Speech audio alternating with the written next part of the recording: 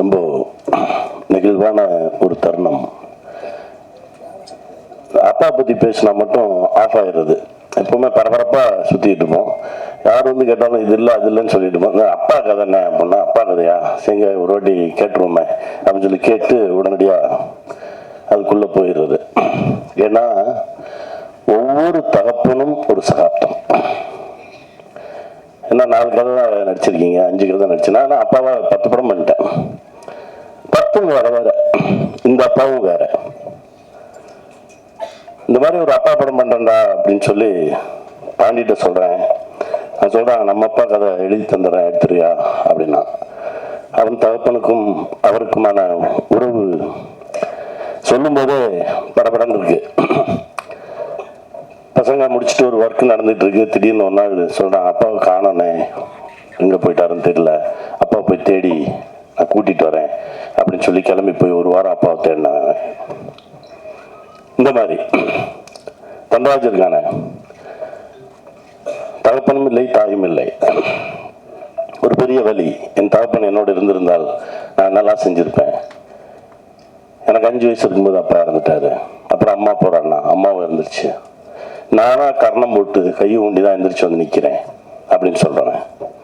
தம்பி சூரிய எடுத்துங்க, அற்புதமான தகப்பன். அந்த தகப்பன் இப்படி ஒவ்வொரு தகப்பனும் ஒரு சகாப்தம். அதனால மட்டும்தான் அந்த அப்பா அப்படின்னாலே என்னமோ ஒன்று நடக்கும், ஒரு வேதியியல் மாற்றம் நடக்கும். சரி வாங்க உடனே ஆரம்பிச்சிடலாம், எடுத்துடலாம் அப்படின்னு சொல்லி ஓடி ஓடி எடுக்கிறது. ரொம்ப சந்தோஷமா இருந்தது தன்ராஜோடு பயணப்பட்டது. இவன் என்ன எடுக்க போறான் அதெல்லாம் தெரியவே தெரியாது எனக்கு. எப்பவுமே நான் எப்படி நம்புவேன் அப்படின்னா, இன்னசென்ட்டா எதுவுமே தெரியாது எனக்கு அப்படின்னு நிக்கிறவன் எடுத்துருவான். நீங்க கவனிச்சு பாத்தீங்கன்னா தெரியும். நீச்சலே தெரியாத தூக்கி தண்ணிக்குள்ள போட்டீங்கன்னு வச்சுக்கோங்களேன், அவன் பாட்டுக்கு அடிச்சு வந்துடுவான். ஏதோ ஒன்று பண்ணுவான், வெளியே வந்துடுவான். ஆனா நான் கையை எப்படி வச்சுக்குவேன், காலை எப்படி வச்சுக்குவேன், நேரத்தை யூடியூப்ல பார்த்தேன் நீந்துவது எப்படி அப்படின்னு இப்படின்னு ரொம்ப பேசுறாங்க. ரொம்ப ஆராய்ச்சி பண்ணிட்டு உள்ள போறேன், அவனும் போய் நம்மளை இழுத்து உள்ள விட்டுறான். அதனால எளிமையா வெறும் நம்பிக்கையை மட்டும் சுமந்துட்டு வரவங்களோட பின்னாடியே போயிடுறது. அவங்க ஒன்று எடுப்பாங்க. அப்படிதான் எடுத்திருக்கான். ரொம்ப சிறப்பா வந்திருக்கு இந்த படைப்பு. இந்த படம் பண்ணும்போது, அதாவது டான் டப்பிங்ல சொன்னேன், என்னால டப்பிங் பேச முடியல, எனக்கு நெஞ்செல்லாம் வலிக்குதுடா தம்பி அப்படின்னு சொல்லி அந்த இயக்குநர்கிட்ட சொன்னேன். அதற்கு பிறகு இந்த படைப்புல அப்படிதான் பேச முடியல. நிறைய இடத்துல என்னோட தகப்பன் வந்துடுறாரு, அவனோட தகப்பன் வந்துடுறாரு. ஏதோ ஒண்ணு வந்து நம்மளை ஒரு மாதிரி பிசைஞ்சு எடுத்து நம்ம கிட்ட இருந்து ஒரு நல்ல விஷயத்தை கொண்டு வந்து சமூகத்துக்கு வைக்கணும் அப்படின்றதான். ஏன்னா புரிஞ்சிக்கவே முடியாத ஒரு சொந்தம் வந்து அப்பா பையன். நிறைய தகப்பன்கள் என்கிட்ட வந்து பேசியிருக்காங்க. 10-20 நாளுக்கு முன்னாடி சிவகாசி பக்கத்துல இருந்து போன, அண்ணே என் பையன்கிட்ட பேசுங்கண்ணே, என் பையன் தப்பான வழியில போயிடுவானே, நான் பயந்துக்கிட்டு இருக்கேனே, எனக்கு தினம் வீட்டுல ஒரே சண்டைண்ணே, நான் அவனை அடிக்கிறேனே, அவன் போச்சுட்டு போயிடுறானே, அவனுக்கு என்னங்க பண்ணான்னு போன்ல கேமா ஆடிக்கிட்டு இருக்கானே, சரி ஆடிட்டு போட்டு விட அப்படின்னு. ஐயோ கெட்டு போயிட்டானா, சரி பையன்கிட்ட கூடு அப்படின்னா. அவன் அங்கே எனக்கு வந்து ரோபோட்டிக் ரொம்ப பிடிக்கும், நான் ஒரு கேமை தயாரிக்கலாம், நானே கிரியேட் பண்ணலாம்னு நினைக்கிறேன், அது இவங்கிட்ட சொன்னா புரிய மாட்டேங்குது, என்ன எதுக்கு எடுத்தாலும் அடிக்கிறாங்க அப்படின்னா. திரும்ப உங்க அப்பாட்ட கூடு, இங்க சரி பண்ணப்பட வேண்டியது அப்பைங்க தான் அப்படின்னு சொல்லி அவர்கிட்ட 10 நிமிஷம் பேசணும். அவன் என்னமோ அவனை செய்யணும்னு நினைக்கிறான், அவனை விட உன்னோட அறிவெல்லாம் போய் அவன் மண்டையில திணிக்கிற அப்படின்னு சொல்லி இங்கதான் பேச வேண்டியதா இருந்தது. ஏன்னா எல்லோரும் அவர்கள் இடத்தில் மிகச் சரியாக இருக்கிறார்கள். இதுவா ஆகணும்னு இவங்க முடிவு பண்றதும், நான் சொல்றதை கேளுன்னு அவங்க முடிவு பண்றதும் தான் இங்க சிக்கலா இருக்கு அப்படின்னு பார்க்கும்போது, ஒவ்வொரு தகப்பனுக்கும் மகனுக்கும் உள்ள இருக்க உறவே அது வேற மாதிரி இருக்கு. தேடி தேடி தேடி தேடி இந்த விஷயத்தை சொல்லலாம். இது வரைக்கும் ஒரு 10 பண்ணிருக்கோம் அப்படின்னா இன்னும் ஒரு 15-20 பண்ணலாம் அப்பாவா. அவ்வளவு விஷயங்கள் இருக்கு. அப்புறம் என் அண்ணன் தம்பிராம அண்ணன் வந்து என்னை தாண்டி அப்பாவை சுமக்கக்கூடிய ஒரு மனிதர். நான் ரொம்ப ரசிச்சு ரசிச்சு எழுதுவேன். நானும் அண்ணனும் சேர்ந்து ஒரு 10 படம் பண்ணுவேனே அப்படின்னு சொல்லி பேசணும். 5 முடிச்சிட்டோம். ஒவ்வொரு படத்துலயும் ஒவ்வொரு மாதிரி. இப்போ தெலுங்குல அப்பா பண்ணணும் அப்படின்றப்போ நான் ஆசைப்பட்டது, நான் நடிச்ச ரோல் கிடையாது, நான் அண்ணன் நடிச்ச ரோல் தான் ஆசைப்பட்டேன். நான் அதை நடிக்கிறாங்க, இதை வேற ஒருத்தர் பண்ண வைப்போம் அப்படின்னு சொன்னேன் நான் தெலுங்குல அடிக்கிறதுக்கு. அப்படி ஒரு ஆத்மாவோடு பயணப்படுறது வந்து, அதாவது என்னன்னா, சாட்டைன்னு ஒரு படம் ரிலீஸ் ஆயிடுச்சு. முதல் ஷோ பார்க்குறோம். இந்த இப்போ தண்டராஜ் டீசர் போயிட்டு இருக்கும்போது என் கையை பிடிச்சி நிற்கிறான், கிட்டுக்கிட்டு ஆடலாம். இருடா ஒன்றும் இல்லடா, எல்லாம் கரெக்டாக வந்துருந்தாங்க. ஏன்னா 10 நிமிஷம் முன்னாடி வரைக்கும் டீசர் ஓப்பன் ஆகலை.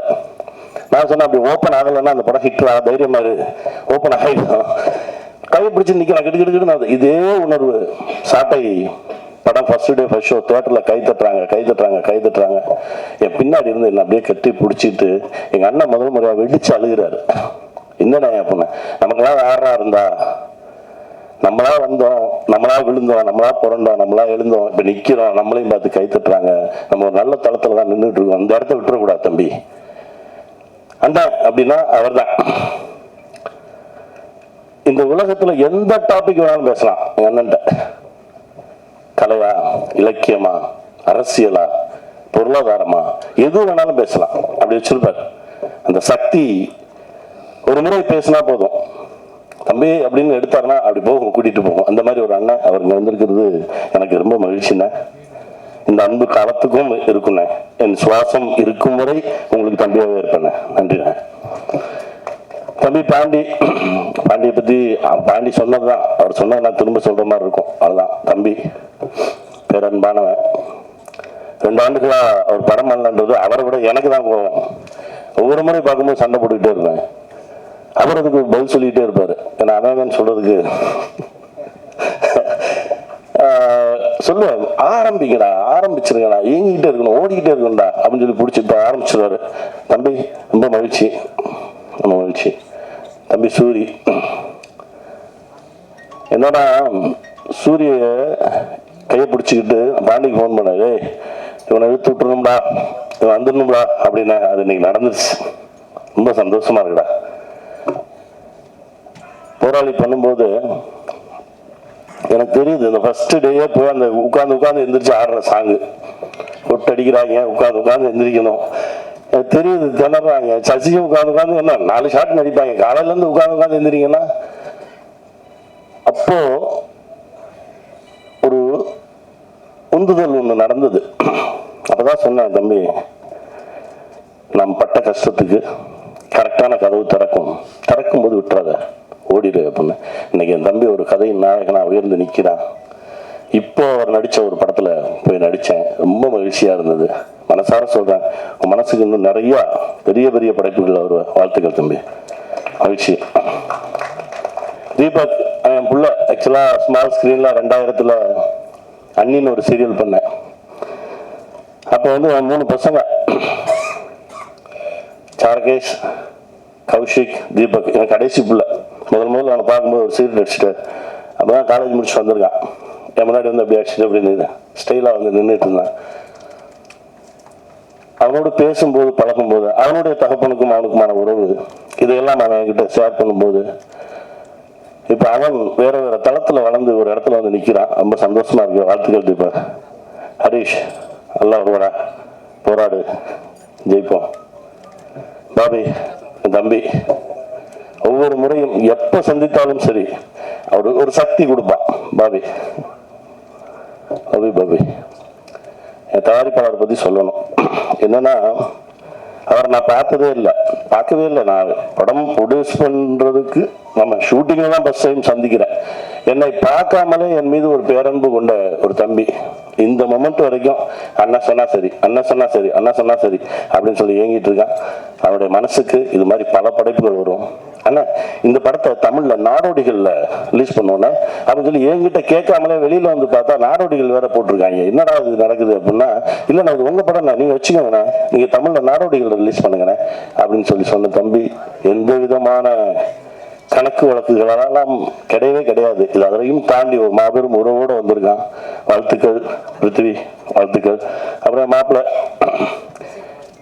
லைட்டு போட்டிருப்பான். காலையில வந்தோடனே நான் வர்றதுக்கு முன்னாடி போய் ரெடி பண்ண, இங்கே வைக்கவா இங்கே வச்சா திட்டுவானா, இங்கே வச்சா திட்டுவானா. நான் வந்து போய் பார்த்துட்டு எனக்கு அந்த லைட்டு பிடிக்கல அப்படின்னா, பிடிக்கலன்ட்டானா அதை ஆஃப் பண்ணிருங்க பாருங்க, எனக்கு இது பிடிக்கல, அப்போ அதை எடுத்துரு, உனக்கு என்ன பிடிக்குதோ அதை எடுப்பண்டா அப்படின்னு சொல்லி என் கூடவே டிராவல் பண்ணிட்டு இருக்கக்கூடிய மாப்பிள்ள 18 நாள்ல எடுத்தோம். அந்த வினோதை சித்தம்னு சொன்னா யாருமே நம்ப மாட்டாங்க. அப்படி ஒரு உழைப்பாளி. அவனும் என் பக்கத்தில் இருக்கணும்னு ஆசைப்பட்டேன். நிற்கிறான். தன்ராஜ் முதல்ல வேற ஒரு டைரக்டரை கூப்பிட்டு வந்தாங்க. அண்ணே இவர் தானே டைரக்ட் பண்ணாரு அப்படின்னு. சரி, கதை நல்லா இருக்கு, கதையை கெடுக்காம எடுத்துறதுக்கு ஒரு ஆள் வேணும், அவ்வளவுதான். ஏன்னா ஒரு சில கதைகளை எடுக்கிறவங்க நினைச்சு என்னதான் தப்பு தப்பா எடுத்தாலும் அந்த கதை ஓடிடும். நாடோடிகள் கதையை போய் நான் பஞ்சவர்ணாச்சலா பாட்ட சொல்றேன், முழு கதையும் கேட்டு நீ இது எவ்வளவு தப்பா எடுத்தாலும் இது ஓடிடுண்டா அப்படின்னாரு. அந்த மாதிரி ஒரு சில கதைகள் அமையும். அப்படிப்பட்ட கதை இது. நான் சொன்னாடே இதை கரெக்டா எடுக்கிறதுக்கு ஒரு ஆளை கொடுங்கடா, அது போதும் அப்படின்னா திரும்ப ஒரு 15 நாள் 20 நாள் கழிச்சு எனக்கு ஒரு மெசேஜ் பயந்துட்டேன், அண்ணே இந்த மாதிரி பிரச்சனையா இருக்கு, என்ன செய்ய அப்படின்னு. அப்ப நீயே எடுத்துரு, நீயே டைரக்ட் பண்ண. அண்ணா நிஜமா சொல்றீங்க, எடுறா பார்த்துக்கலாம். இன்னைக்கு டைரக்டரா வந்து நிக்கிறான். ஒவ்வொரு ஷாட்டும் அவ்வளவு தெளிவா, அவ்வளவு கிளீனா, கடைசி டப்பிங் பேசுற வரைக்கும். போன படத்துல நீங்க விமானம் படத்துல வந்து கொஞ்சம் டப்பிங் கிராமர் மிஸ்டேக் இருந்தது, இதுல கிராமர் மிஸ்டேக்கே இல்லாம நீங்க டப்பிங் பேசுனீங்கன்னு இருக்கணும். எனக்கு கூட கொஞ்சம் டைம் கொடுங்க, இன்னொரு 1 டே கொடுங்க அப்படின்னு சொல்லி நான் உட்கார வச்சு முழுக்க முழுக்க எந்த விதமான இலக்கண பிழையும் இல்லாமல் எடுத்தாரு. ரொம்ப நன்றி தம்பி. இன்னும் நல்லா பெரிய இடத்துக்கு வருவான், நல்லா இருப்பான், நல்லா இருப்பான். எங்க அண்ணன் படமும் முதல் படத்திலிருந்து வியந்து வியந்து வியந்து பார்த்தேன். நம்மளை கூப்பிடவே மாட்டேன்றாரு, நம்மளை நடிகனாவே ஒத்துக்கலையோ அப்படின்னு சொல்லி பல முறை எங்க அண்ணன்ட்ட கேட்டிருக்கேன். ஏன்னா என்ன கூப்பிடவே மாட்டீங்க அப்படின்னு.